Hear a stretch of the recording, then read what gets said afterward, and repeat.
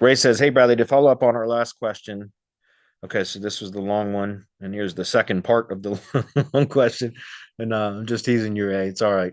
To follow up on our last question, I've been hesitant on setting up a new GBP listing just because one, I'm not sure if I'll be able to successfully set it up.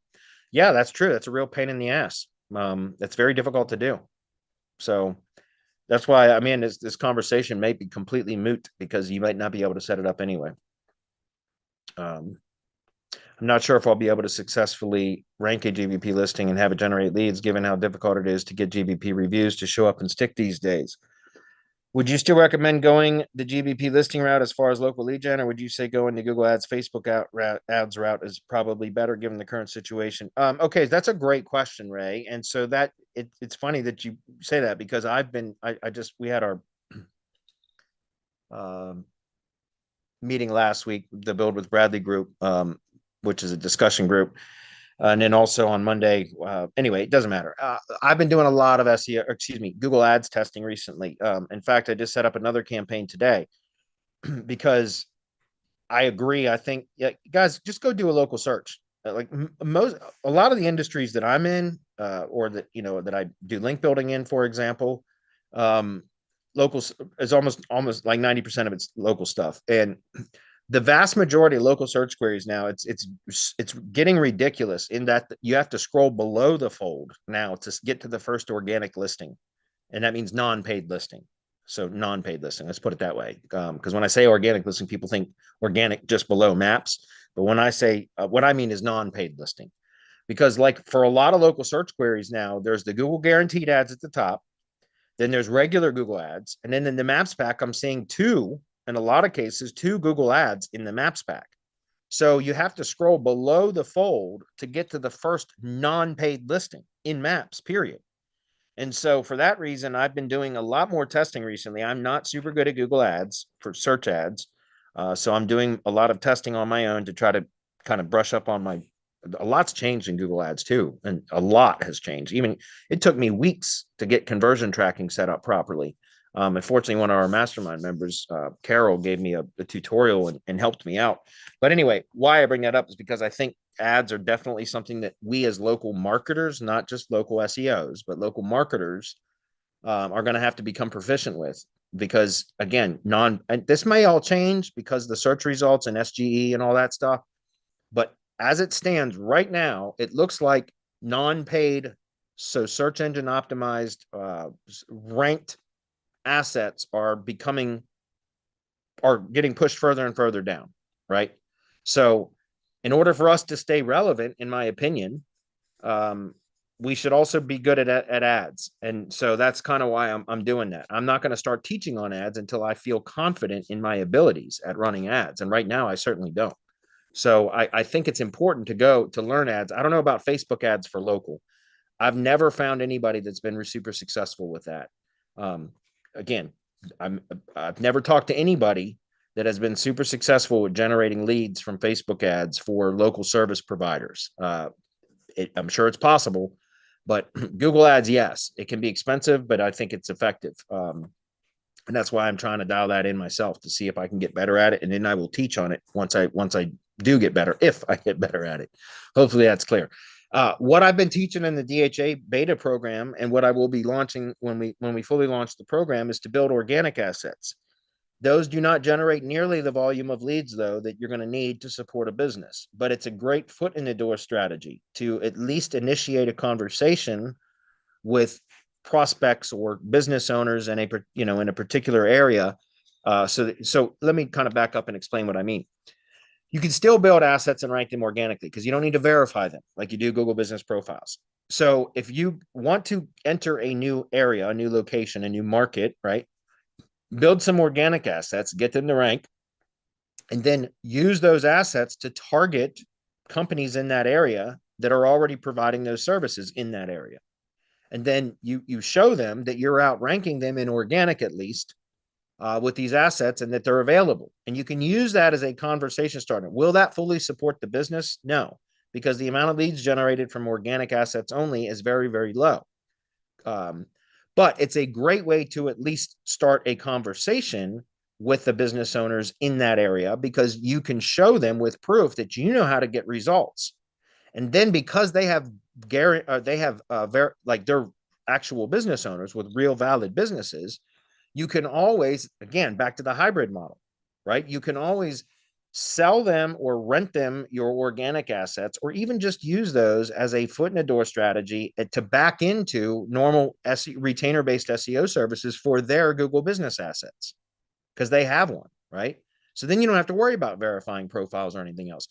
They have a verified profile. And if something happens where it triggers re-verification, you can re-verify it because it's a real valid business. Instead of like trying to build all these spammed GMB listings or Google business profiles that are likely going to be suspended, or that you won't be able to re-verify. If you can even get them verified, it's going to be damn near impossible to re-verify them. That, to me, guys, is not a great way to build a business. For years, that's all I did, was worked on Google business assets for years. But the times are changing. It's much harder for us to verify them now, and it's much harder to keep, like when they're not real Google business profiles, it's much harder to keep them. And so why build a house on a shaky foundation like that, right? Why build your business on that? I don't think that's wise. So instead, that's why I started developing the directory hybrid agency model, was specifically for that reason, because I don't want to keep trying to buy or build Google business profiles that are likely going to be suspended or terminated, or trigger re-verification every time you make an edit, and then I can't re-verify them. I don't like to spend time, effort, and money, or resources, period, on stuff that has to be redone or that I'm going to lose, right? I don't want to gamble on that shit.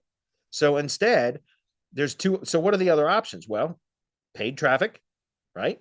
Or developing another method, an alternative option, which is what the directory hybrid agency model was specifically developed for.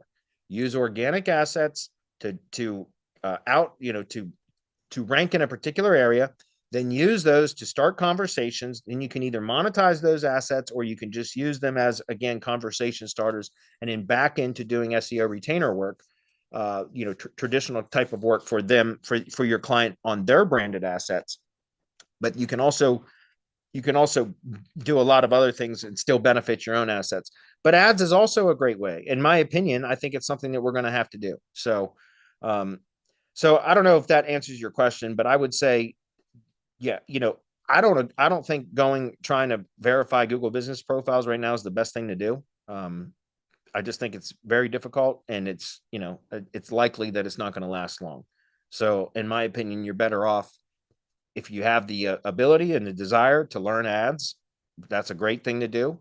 But also, like I said, you can always use organic assets as a foot in the door, and then offer to just do SEO services on their Google business profiles once you've had that conversation, if that's clear, right?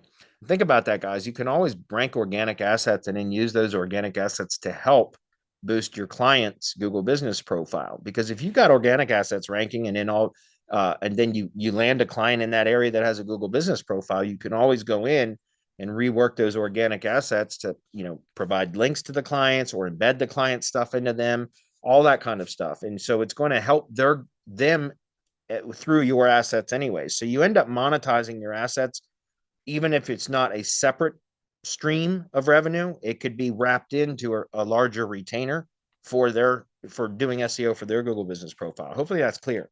But the point that I'm trying to make is you can build your assets first without having to worry about any verification purposes or process at all, and then use that, and then to work on to benefit their Google business profile. But then one last thing, back to the ads, guys. Remember, that's something else that you can also do is, if you've got ranking organic assets in a particular area, you could also set up ads in that same area. And now you're generating leads from ads and from organic, right? Just not maps. So now you could have two streams of leads, although organic's not going to return a lot. You've got two separate lead sources that you can combine with a Google business profile from a client, right? And so now you're kind of it's a holistic approach to cover all bases in search: paid search, map search, organic search, right? And 2 out of 3 of those would be assets that you own and control: Google Ads and organic assets. And then all you would be doing then is benefiting their Google business profile through the assets that you've already built. And you could use their retainer money to continue building out your own assets. Again, back to the directory hybrid agency model. That's precisely what I'm teaching. So anyway, hopefully that's clear. And you're right, getting reviews is a bitch. That is one of the best things you can do, though, for SEO right now, for local SEOs to get reviews. But it's definitely a difficult thing to do, which is more reason, again, to kind of follow the hybrid model, because once again, you've got a real valid business that can generate reviews, and you can help them do that, right? By the way, GHL, for those of you guys using high level, GHL smart apps, I just bought it today. GHLpowertools.com has a Black Friday deal going on for 30% off for a lifetime for all there's his suite of tools. Just give me a second, guys. I see some comments coming in. Let's see if I can get this to pop up. Yeah. So GHL smart power tools. So if you go to ghlpowertools.com, he's got a Black Friday deal going on right now, and it's like a 30% off or some shit for a lifetime deal.